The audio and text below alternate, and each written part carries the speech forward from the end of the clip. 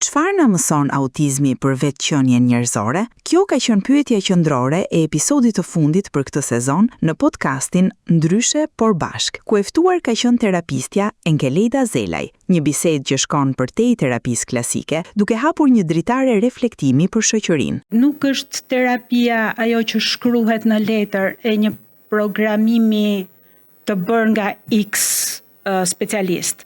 Ti ke përpara një individi ka aftësi të ndryshme dhe kështu që ti duhet ta planifikosh dhe ta bësh këtë plan edukativ individual duke futur dhe element të abës edhe element të lojës, çfarë i përkasin dhe si duhet të sillen dhe çfarë perspektive duhet t'i japim individit që kemi përballë, fëmijë apo i rritur. Zelaj ka ndarë me shikuesit eksperiencën e saj, duke theksuar rëndësinë e kombinimit të metodave për të arritur rezultate sa më të mira tek fëmijët. Tashmë është në brëntin time, është në lëkurën time gjithë kjo gjë. Kanë kaluar 25 vite.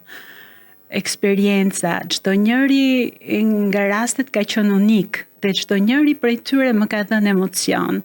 Nëse do kishe mundësi që ti të sillje një ide nga gjithë bagazhi jot ose i trajnimeve, eksperiencës, intuitës, cila është ajo ide që ti do doje ta implementoje se s'bën sot?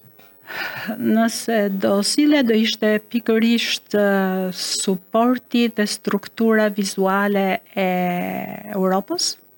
Flas për Zvicër, Gjermani, paktën këto vende që i kam parë.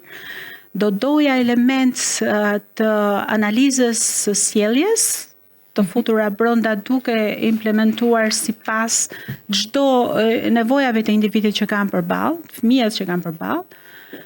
Dhe do doja hap pas hapi të bëja kalimin nga terapi individuale në terapi grupi të si perspektivës që pas në Kuvajt.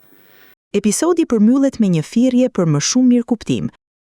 Një thirrje të drejtë për drejtë ndaj prindërve të cilët na ndjekin, të cilët ndoshta hezitojnë për të ardhur dhe për të ndarë historinë e tyre. Çfarë do u thoshe? Përpiquni të jeni motivues, përpiquni të bashkëpunoni, përpiquni të pranoni dhe të ecni së bashku me fëmijën tuaj drejt zhvillimit.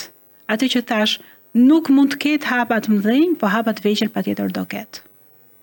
Përtej teknikave ABA apo qasjeve të tjera, thelbi mbetet njerëzillëku dhe nevoja për të parë përtej çdo diagnoze. Podcasti Ndryshe për bashk mbetet një platformë që po sjell një frymë të re në trajtimin e temave sociale në ekranin e CNA-s.